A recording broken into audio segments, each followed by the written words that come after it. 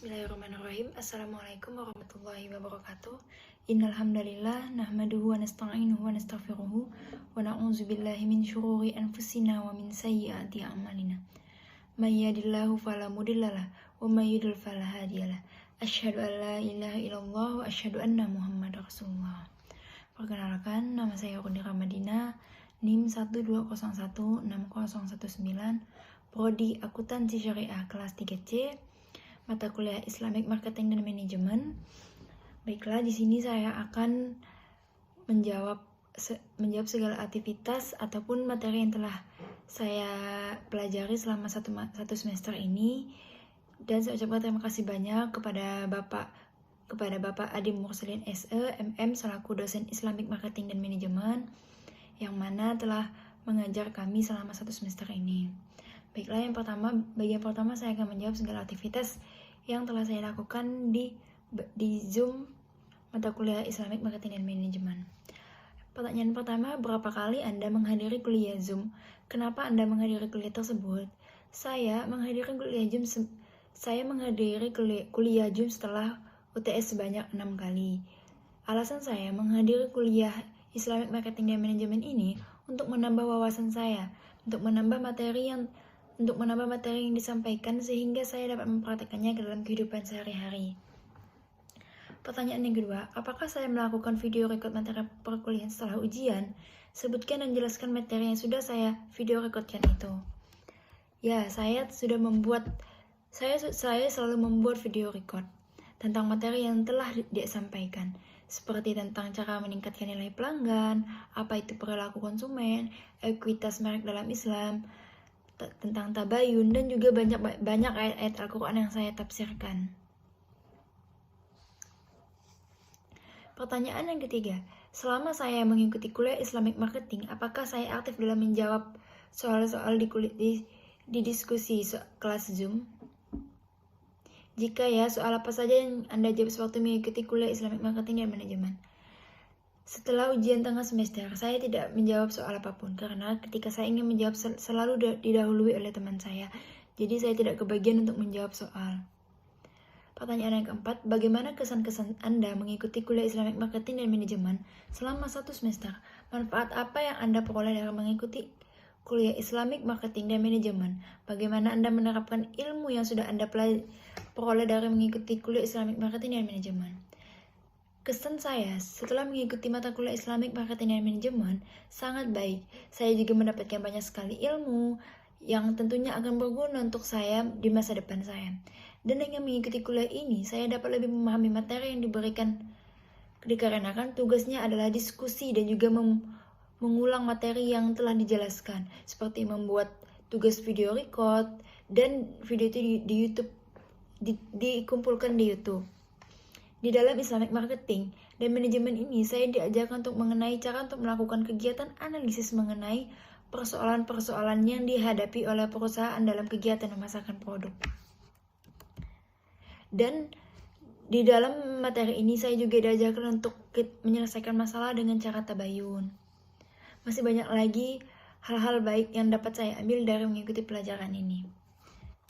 Pertanyaan yang kelima, nilai apa yang Anda harapkan setelah Anda mengikuti kuliah Islamic Marketing dan Manajemen? Beri argumentasi dan bukti-bukti bahwa Anda pantas mendapatkan nilai yang baik. Saya sangat ingin mendapatkan nilai A, karena saya sudah melakukan semua kewajiban saya sebagai mahasiswa. Saya selalu mengikuti mata kuliah, saya selalu absen, saya selalu mengumpulkan tugas tepat pada waktunya. Baiklah, untuk bagian selanjutnya yaitu bagian teori. Bagian yang pertama yaitu coba saudara bacakan surah Ar-Ra'd ayat 21, surah An-Nisa ayat 9, 29, 58, surah An-Nisa ayat 5 dan 63. Sebutkan artinya dan isi kandungannya. Jelaskan kedua surah ini dengan Customer Relationship Management.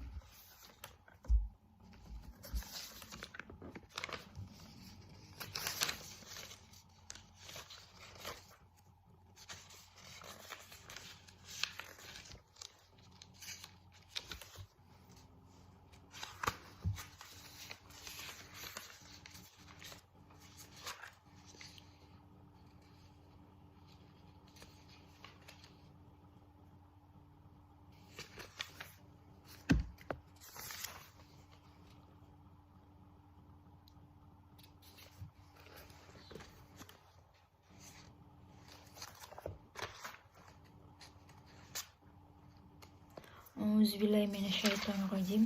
Bismillahirrahmanirrahim.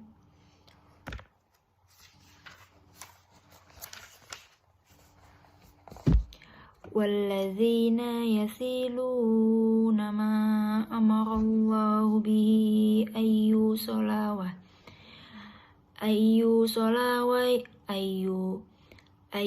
solawah syauna rabbahum wa yakhafuna su'al hisab. Yang artinya, dan orang-orang yang menghubungkan apa yang diperintahkan Allah agar dihubungkan, dan mereka takut kepada Tuhannya dan takut kepada hisab yang diburukan. Kandungan surah Ar-Ra'd ayat 21 ialah orang-orang yang menjalankan perintah Allah untuk menyambung tali persaudaraan, yaitu silaturahmi dan lainnya. Mereka takut kepada janji terhadap Tuhan sehingga mereka tidak durhaka. Mereka takut kepada hisab yang buruk sehingga mereka mengoreksi diri mereka sendiri sebelum mereka dihisab. Surah An-Nisa ayat 9.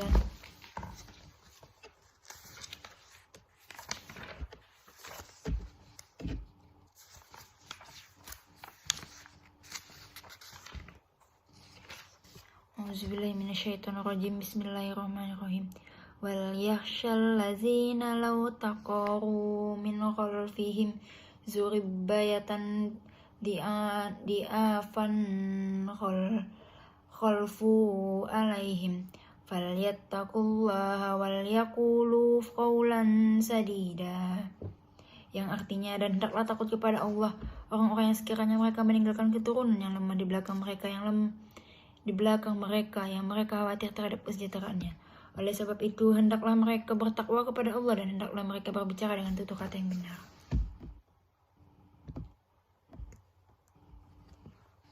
Yang artinya, yang isi kandungannya, hendaklah takut orang-orang yang seandainya meninggal dan meninggalkan di belakang mereka anak-anak yang masih kecil atau lemah, yang mereka takutkan mengalami kezaliman dan tak terurus, maka hendaknya mereka selalu merasa diawasi oleh Allah dan memperlakukan orang yang berada di bawah tanggungannya dari anak-anak yatim dan anak-anak lainnya, yaitu dengan cara menjaga harta benda mereka, mendidik mereka dengan baik dan menyingkirkan segala gangguan dari mereka, dan hendaklah berkata kepada mereka dengan ucapannya sejalan dan semangat keadilan yang baik-baik. Quran Surah An-Nisa ayat 29. Bismillahirrahmanirrahim. Ya ayyuhallazina amanu la taqullu amwalakum bainakum bil batili illa an takuna tijaratan an taradim minkum wala taqtulu anfusakum innallaha kana bikum rahim. Yang artinya, hai orang-orang yang beriman, janganlah kamu saling memakan harta sesamamu dengan jalan yang batil, kecuali dengan jalan perniagaan yang berlaku dengan suka sama suka di antara kamu. Dan janganlah kamu membunuh dirimu, sesungguhnya Allah Maha Penyayang kepadamu.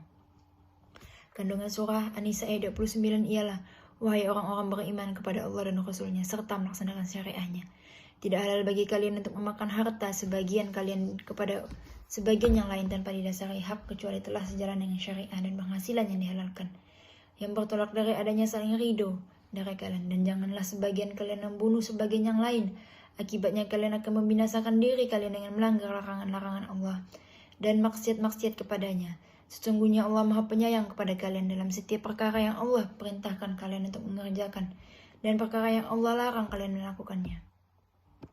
Quran Surah An-Nisa ayat 58. Innallaha ya'murukum an tu'addul amanati illa ahliha wa iza hakamtum bainan nasi an tahkum bil adl innallaha imma ya'izukum bih innallaha kana sami'an basira. Yang artinya, sungguh Allah menyuruhmu menyampaikan amanah kepada yang berhak menerimanya. Dan apabila kamu menetapkan hukum di antara manusia, hendaknya kamu menetapkan dengan adil. Sungguh Allah sebaik-baik yang memberikan pengajaran kepadamu. Sungguh Allah Maha Besar.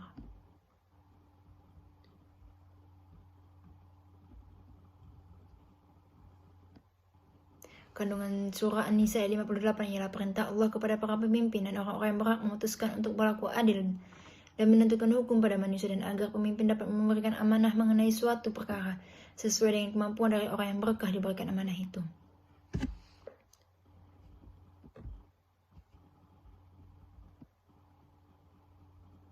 Pertanyaan nomor 2. Coba saudara jelaskan konsep Customer Relationship Management dalam Islam dan coba sebutkan surah dalam Al-Quran yang menjelaskan konsep CRM dalam Islam dan menjelaskan isi kandungannya. Bisnis selalu memegang peranan penting di dalam kehidupan sosial dan ekonomi manusia sepanjang masa. Keterlibatan muslim di dalam dunia bisnis bukanlah suatu fenomena baru. Kenyataan tersebut telah berlangsung sejak 14 abad yang lalu. Hal tersebut tidak mengejutkan karena Islam menganjurkan umatnya untuk melakukan kegiatan bisnis.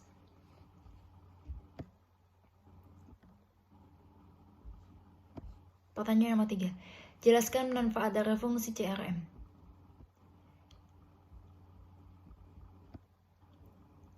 Yang pertama, menerapkan falsafah yang berorientasi pada pelanggan, mengidentifikasikan faktor penting bagi kebutuhan pelanggan, membangun proses pelayanan terhadap pelanggan secara maksimal, mengadopsi pengukuran berdasarkan sudut pandang dan customer, menyediakan dukungan kepada customer secara penuh.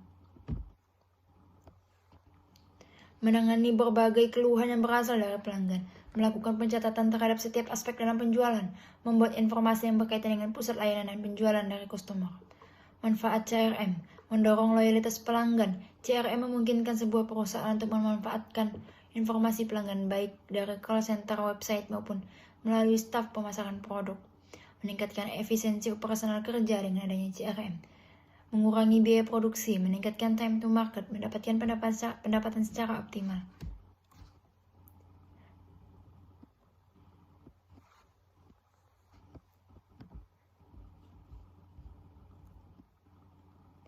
Nomor 4. Sebutkan dan jelaskan dimensi CRM. Adapun dimensi CRM diantaranya yaitu identifikasi pelanggan, membangun daya tarik terhadap pelanggan, mempertahankan pelanggan yang ada, pengembangan pelanggan. Pertanyaan yang kelima, bagaimana faktor pribadi mempengaruhi perilaku konsumen? Dalam membeli suatu produk, berikan contohnya dalam kehidupan Anda sehari-hari. Faktor pribadi juga dapat mempengaruhi perilaku konsumen.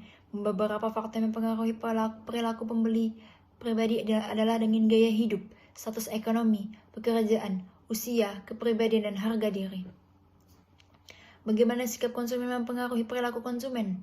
Dalam membeli suatu produk, berikan contohnya dalam kehidupan sehari-hari membeli produk.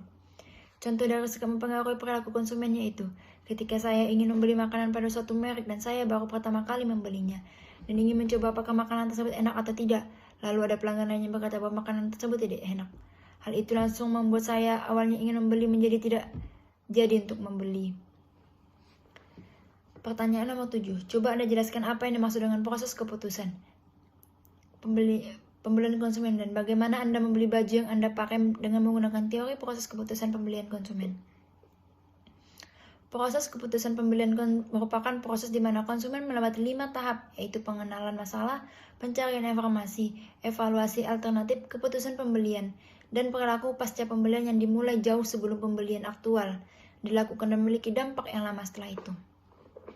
Nomor 8. Jelaskan tafsir ayat-ayat konsumsi atau ayat-ayat yang berkenaan dengan perilaku konsumen dan jelaskan arti isi dan kandungannya. Terdapat dalam Quran Surah Al-A'raf ayat 31 yang artinya,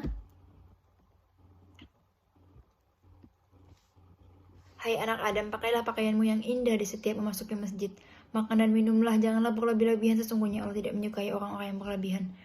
Isi kandungan ayat ini yaitu ayat ini menjelaskan bahwa kita harus pastikan diri kita ketika kita akan melaksanakan sholat berada pada kondisi berhias sesuai dengan yang disyariatkan, dengan mengenakan pakaian yang menutup aurat, memperhatikan kebersihan dan kesucian dan lain sebagainya.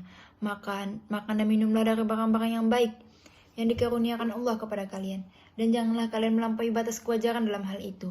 Sesungguhnya Allah tidak menyukai orang-orang yang melampaui batas dan berlebihan dalam memakan dan minuman dan hal lainnya. Quran Surah Al-Asyura ayat 181 dan 183 yang artinya, hai sekalian manusia, makanlah yang halal lagi baik dari apa yang terdapat di bumi, dan janganlah kamu mengikuti langkah-langkah syaitan, karena sesungguhnya syaitan itu adalah musuh yang nyata bagimu. Isi kandungannya yaitu, wahai manusia, makanlah dari rezeki Allah yang dihalalkan bagi kalian terdapat di bumi dalam keadaan bersih dan bukan najis, yang bermanfaat dan tidak memudaratkan, dan janganlah kalian mengikuti jalan-jalan dalam penetapan halal dan haram, bid'ah serta maksiat-maksiat. Sesungguhnya ia adalah musuh kalian yang amat nyata permusuhannya. Coba Anda baca nomor 9. Coba Anda baca surah Asy-Syura ayat 181 sampai 183. Ad-Duha 8 sampai 10.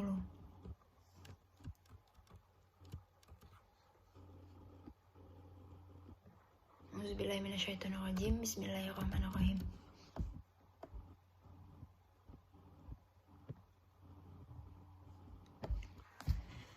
Wad-duha wa wajadaka ilafan fa ammal yatima fala taqhar wa ammas sa'ila fala tanhar. Yang artinya dia mendapatkan sebagai seseorang yang kekurangan lalu dia memberikan kecukupan. Sebab itu terhadap anak yatim janganlah kau berlaku sewenang-wenang. Dan terhadap isi kandungannya, yaitu ayat ini menjelaskan mengenai Allah mendapatimu miskin, menjadikanmu kaya dengan rezeki yang dia berikan kepadamu.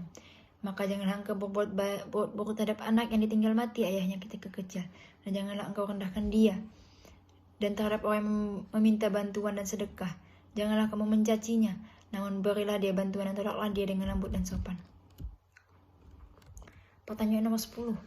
Jelaskan perilaku konsumen dan ekuitas merek dalam Islam. Perilaku konsumen adalah studi tentang bagaimana seseorang membuat sebuah keputusan untuk membelanjakan sumber daya yang mereka punya, misalnya uang, waktu, dan tenaga mereka untuk mendapatkan produk yang akan dikonsumsi. Sedangkan ekuitas merek adalah berbagi aset dan juga keterpercayaan mereka yang berhubungan dengan suatu brand. Baik itu nama ataupun simbolnya yang mampu mengubah nilai yang diberikan atas suatu produk, barang, atau jasa. Baik itu untuk pihak pemasar maupun untuk pihak pelanggan. Yang ke-11. Ekuitas merek yang tinggi memberikan sejumlah keunggulan kompetitif. Sebutkan dan jelaskan sejumlah keunggulan kompetitif yang dimaksud.